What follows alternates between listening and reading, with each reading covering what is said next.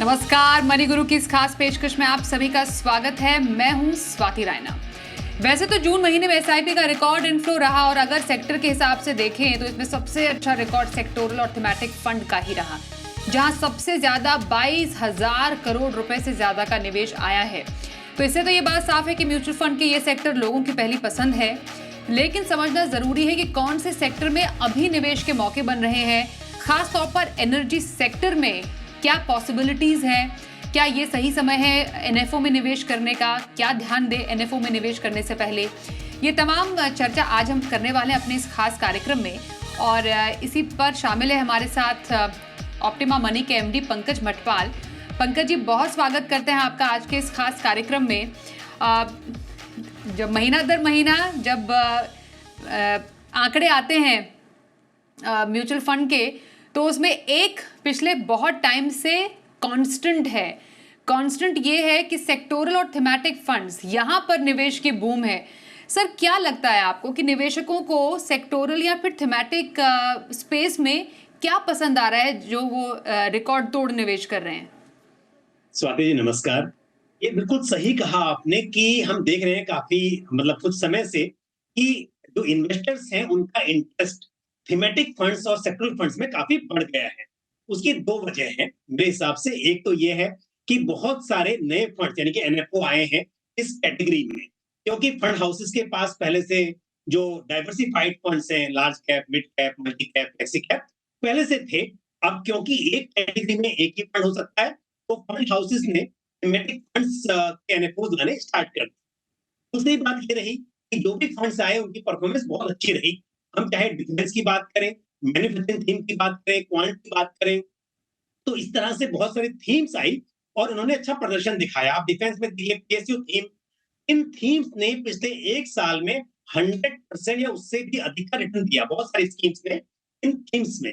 तो इसको देखकर जब इन्वेस्टर्स को लगा कि यहाँ लार्ज कैप फंड 25-30% रिटर्न दे पाए एक साल में, और वहीं पीएसयू फंड ने पैसा डबल कर दिया एक साल के अंदर, तो इन्वेस्टर्स का इंटरेस्ट और भी ज्यादा बढ़ गया।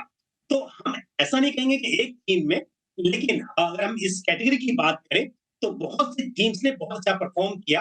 तो दोनों वजह, एक तो नए फंड्स, उसके लिए मार्केटिंग एमसी की तरफ से, और दूसरी बात क्योंकि रिटर्न्स बने, इन्वेस्टर्स का इंटरेस्ट बढ़ता चला गया। बिल्कुल बिल्कुल। तो ये कुछ वजहें हैं, जैसा बताया पंकज जी ने भी, कि किस तरीके से जो एक ट्रेंड है टुवर्ड्स थीमेटिक फंड्स या फिर सेक्टोरल फंड्स, वो काफ़ी अच्छी तरीके से आगे बढ़ा है। इस पर और चर्चा करते हैं और इस पे एक और टेक जानना बेहद ज़रूरी है। हमारे साथ इस वक्त शो में शामिल हो चुकी हैं आईसीआईसीआई प्रू एएमसी में फंड मैनेजर नित्या मिश्रा। नित्या, बहुत स्वागत करते हैं आपका मनी गुरु के आज के इस खास कार्यक्रम में। सेक्टोरल इन्वेस्टमेंट की हम बात कर रहे हैं, इसलिए समझना ज़रूरी है कि क्या है अभी सेक्टोरल फंड में निवेश के मौके। पिछले काफ़ी टाइम से जो एक इनफ्लो इस स्पेस में आ रहा है, उसकी बड़ी वजह आपको क्या लगती हैं? आप देखेंगे जैसे ब्रॉडर मार्केट है, तो ब्रॉडर मार्केट में आज की डेट में काफी सारी थीम्स हैं जो चल रही हैं। जैसे कि आपने डिफेंस फंड के बारे में सुना होगा, आपने एनर्जी फंड के बारे में सुना होगा, आपने पीएसयू फंड के बारे में सुना होगा। हमने भी ऐसे काफी एनएफओस पिछले 1-1.5 साल में निकाले हैं। और इस समय क्या है कि मार्केट में हमें ऐसा लगता है कि ऐसी जगह पे पैसा डालना सही रहता है जहां पे आपको मालूम है कि आगे आने वाले समय में ग्रोथ कैसी हो सकती है, या आगे आने वाले समय में वो थीम में आपको ग्रोथ दिख रही है, चाहे आप 3 साल की बात करें, चाहे 5 साल की बात करें। यही सोच के चलते हमने भी हमारा ये एनर्जी अपॉर्चुनिटीज एनएफओ लॉन्च किया है। और इसलिए आपने देखा होगा मार्केट में पिछले 2-3 सालों में बहुत सारे फंड्स जो हैं वो थीमेटिक फंड्स आए हैं। बिकॉज उसमें होता क्या है कि आपको काफी क्लैरिटी होती है। वो थीम भले ही वो थीम बेस्ड हो होते हैं, बट आपको पता होता है कि आगे आने वाले समय में उस सेक्टर की कंपनियां कैसा कर सकती हैं, उनकी अर्निंग्स कैसी हो सकती है, कैश फ्लोज कैसे हो सकते हैं। So market at the end of the day जो देखता है वो देखता है कि वो कंपनी कैसा परफॉर्म कर रही है। तो मुझे ऐसा लगता है कि थीम बेस्ड फंड में काफी क्लैरिटी होती है जब भी कोई फंड हाउस ऐसी कोई थीम लेके आता है, और इस हिसाब से वो थीम्स को लॉन्च करते हैं जब उनको उसके फ्यूचर के बारे में काफी क्लैरिटी होती है। ओके। नित्या, एक बात बताइए, क्योंकि आप एक थीम की बात कर रही हैं, एक सेक्टर की बात करें, एनर्जी का जैसे आपने जिक्र किया, तो अभी एट द मोमेंट क्या अपॉर्चुनिटीज आपको नजर आ रही है? Why energy only? क्योंकि जब हम बोलते हैं कि हम अपॉर्चुनिटी कहाँ ढूंढे विद इन सेक्टोरल या थीमेटिक स्पेस, तो एनर्जी में ऐसा क्या खास है आने वाले टाइम में जो कि निवेशकों में भरोसा जगा सकता है? सही बात है। सो मैं जैसे कि आपको बता रही थी कि इस समय मार्केट्स जो हैं, मार्केट्स में वैल्यूएशन जो है, कुछ एक पार्ट अगर आप मार्केट का देखें, चाहे स्मॉल और मिड कैप की बात करें, तो कुछ एक पार्ट काफी फ्रॉथी है।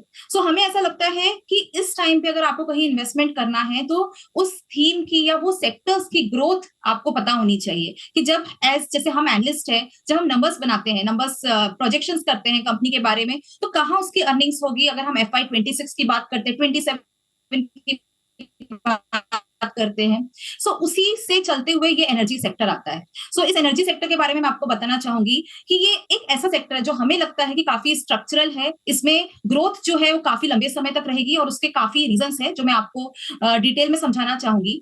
सो एनर्जी सेक्टर में हमने पिछले 2 दशकों में अगर हम देखें तो हमारा एनर्जी कंजम्पशन हमारी कंट्री का मोर देन डबल हो गया है।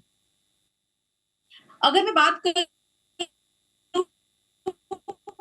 पर कैपिटा कंजम्पशन की है, और चाइना का 1/5 है, राइट। आज भी हम वर्ल्ड के 4th लार्जेस्ट एनर्जी कंज्यूमर हैं, 3rd largest importer of oil है, पर ये सब होने के बावजूद भी हमारा पर कैपिटा कंजम्पशन काफी कम है। तो उसके काफी रीजंस रहे हैं। ये रीजंस है कि पिछले दशक में जहां चाइना का फोकस था एग्रीकल्चर से इंडस्ट्रियल और मैन्युफैक्चरिंग इकोनॉमी की तरफ, हमारा फोकस था एग्रीकल्चर से सर्विसेज इकोनॉमी की तरफ। नाउ हमारी कंट्री भी मैन्युफैक्चरिंग इकोनॉमी की तरफ मूव कर रही है। तो हमें ऐसा लगता है कि आगे आने वाले समय में मैन्युफैक्चरिंग की डिमांड आएगी। बिल्कुल, हमने पॉइंट आपके नोट किए हैं कि आने वाले टाइम में किस तरीके से एनर्जी पर सेक्टर पर एक बुलिश व्यू है आपका एज एएमसी ऑल्सो, और जो आपने एनालाइज किया है, क्योंकि सरकार का भी फोकस एनर्जी सेक्टर पर बहुत रहा है। ऑयल एंड गैस ले ले, पावर ले ले, रिन्यूएबल एनर्जी ले ले, वो तो आने वाले टाइम में ऐसी थीम्स हैं जिस पर सरकार बेट भी करती है। और ग्रीन हाइड्रोजन एनर्जी आने वाले टाइम में एक बहुत ही एक टॉप क्लास चीज़ होने की पूरी संभावना जताई जा रही है। मैं इनफैक्ट पंकज जी आपसे यही जानना चाह रही हूँ, जब हम एक सेक्टर में निवेश करने की जब हम बात करते हैं तो हम यही संभावनाएं तलाशते हैं कि कहाँ पर ये अपॉर्चुनिटीज़ बन रही हैं। आपकी नज़र में अभी एट दिस मोमेंट किसी को अपने पोर्टफोलियो में सेक्टोरल फंड या सेक्टर बेट लेनी है, सेक्टोरल बेट लेनी है, तो कौन से ऐसे सेक्टर्स हैं जहाँ पर देखा जा सकता है? बिल्कुल, देखिए, अगर आप डाइवर्सिफाइड फंड में इन्वेस्ट करते हैं तब भी डेफिनेटली मल्टीपल सेक्टर्स आपके पोर्टफोलियो में होंगे। लेकिन अगर आप ये चाहते हैं कि आपका जो रिटर्न है आपके निवेश पर वो ब्रॉडर मार्केट के मुकाबले ज्यादा रहे, तो वो सेक्टर्स जिनसे उम्मीद की जा रही है कि आने वाले समय में अच्छा परफॉर्म कर सकते हैं, उन्हें आप इंक्लूड कर सकते हैं। और दूसरी बात ये भी है कि हमारे पास चॉइस है सेक्टरल फंड की और साथ में थीमेटिक फंड्स की भी। तो अगर आप सेक्टर की बात करें तो वहां पर एक पर्टिकुलर सेक्टर होगा। यदि हम मान लीजिए हेल्थ केयर की बात करते हैं या यदि हम आईटी सेक्टर की बात करते हैं, पर जब बात आती है थीम की, तो थीमेटिक फंड्स में थोड़ा सा दायरा बढ़ जाता है। पूरी तरह से डाइवर्सिफाइड तो नहीं, लेकिन फिर भी उसमें ज्यादा सेक्टर्स हो सकते हैं। तो यदि हम बात करें, जैसे कि अभी बात चल रही है एनर्जी अपॉर्चुनिटीज की, तो ये थीम भी बहुत अच्छी लगती है, क्योंकि यहाँ पर आपके पास इलेक्ट्रिसिटी भी है, पावर है यानी कि, और साथ में आपके पास ऑयल एंड गैस भी है, ग्रीन एनर्जी है, रिन्यूएबल एनर्जी है, तो एक थीम है। तो ऐसे में काफी अच्छी अपॉर्चुनिटी दिखाई दे रही है। और जैसा अभी नित्या जी एक्सप्लेन कर रही थी, क्यों यहाँ पर कंजम्पशन और बढ़ सकता है, गवर्नमेंट का फोकस, और दूसरी बात यहाँ पर कंजम्पशन इसकी ज्यादा बढ़ने की उम्मीद है, क्योंकि अगर पर कैपिटल इनकम बढ़ती है तो भी इंडिविजुअल्स भी जो कंजम्पशन है उस लेवल पर वो भी बढ़ेगा, और इंडस्ट्री लेवल पर भी कंजम्पशन बढ़ेगा। तो बहुत स्कोप है यहाँ पर प्रोग्रेस के लिए। दूसरी बात है कि हम बात करें थीम्स की, तो जैसे मैन्युफैक्चरिंग थीम है वो मुझे बहुत पसंद आती है, क्योंकि गवर्नमेंट का फोकस है इस वक्त पर मेक इन इंडिया की बात करें या फिर पीएलआई की बात करें, तो वो थीम भी बहुत अच्छी है और जो एक लॉन्ग टर्म थीम है। क्योंकि थीम में प्रॉब्लम ये भी आती है कि लॉन्च के वक्त तो आपने इन्वेस्ट कर दिया, पर इन्वेस्टर को समझ में नहीं आएगा कि उसको निकलना कब है, क्योंकि ओपन एंडेड स्कीम है और थीम प्ले आउट हो जाए तो निकलना भी जरूरी है। तो ऐसे में कुछ थीम्स ऐसी भी है जो लॉन्ग टर्म के लिए, जैसे बिजनेस साइकिल की बात करें, मैन्युफैक्चरिंग की बात करें, लॉन्ग टर्म थीम है। लेकिन अगर एनर्जी की बात करें तो आपको समझना होगा इस वक्त पर बहुत अच्छी है, शायद अगले 4-5 साल बहुत अच्छी थीम करेगी, बट आपको नजर रखनी होगी किसी वक्त पर जब लगे कि थीम प्ले आउट हो गई है, तब आपको निकलना भी होगा इस तरह के थीम से। एज ऑफ नाउ मैं बिल्कुल इस बात से सहमत हूँ कि बहुत ही पॉजिटिव थीम है और यहाँ पर इन्वेस्टर्स को कुछ पैसा इन्वेस्ट करना चाहिए। बिल्कुल। नित्या, हर एक सेक्टर, हर एक थीम का अपना एक अलग साइकिल होता है।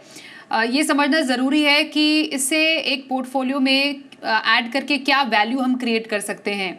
जब हम वेल्थ क्रिएशन की बात करते हैं तो किसी भी एक सेक्टोरल फंड को शामिल किस प्रपोर्शन में करना चाहिए, अगर हम इसको बोलें। ऑल्सो एनर्जी सेक्टर में अभी फ़िलहाल ज़्यादा फंड्स हैं नहीं। आपका शायद दूसरा ही फंड है जो इस पूरे सेक्टर में जिसका एनएफओ आया है, आपने फंड लाया है।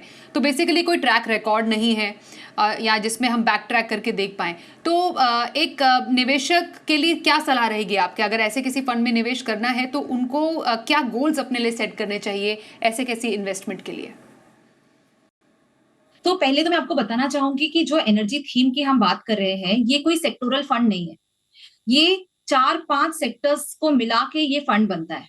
तो इसमें मैं आपको बस बताना चाहती हूँ कि कैसी-कैसी कंपनीज हम इसमें ले सकते हैं। तो हम इसमें ऑयल एंड गैस की कंपनीज ले सकते हैं, वो कंपनीज जो ऑयल एंड गैस प्रोड्यूस करती हैं, वो कंपनीज जो रिफाइनरीज हैं, जो ऑयल एंड गैस को रिफाइन करती हैं, और वो कंपनीज जो ऑयल एंड गैस को हमें सप्लाई करती हैं इन मोर यूजेबल फॉर्म।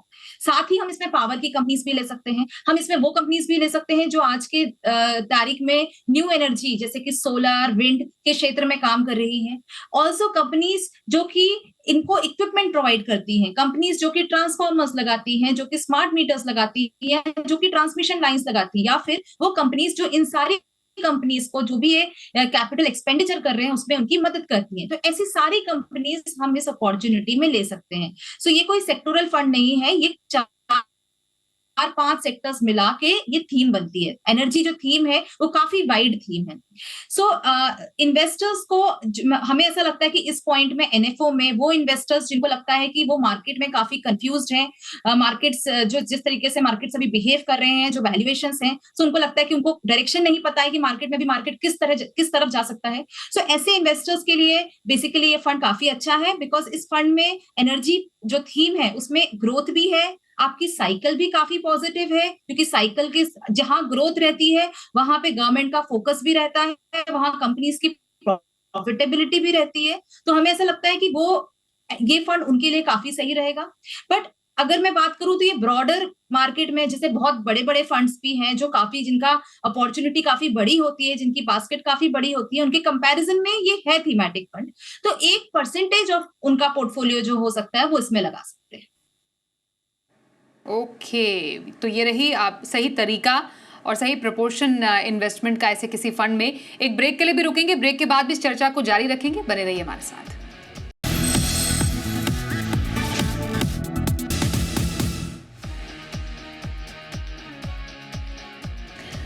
तो आज हम बात कर रहे हैं अलग अलग थीम्स की, अलग सेक्टर्स की, कहां पर आपके पास निवेश के मौके हैं। हमारे साथ आईसीआईसीआई प्रू एएमसी में फंड मैनेजर नित्या मिश्रा हैं, साथ ही ऑप्टिमा मनी के एमडी पंकज मटपाल से भी हमारी खास चर्चा चल रही है।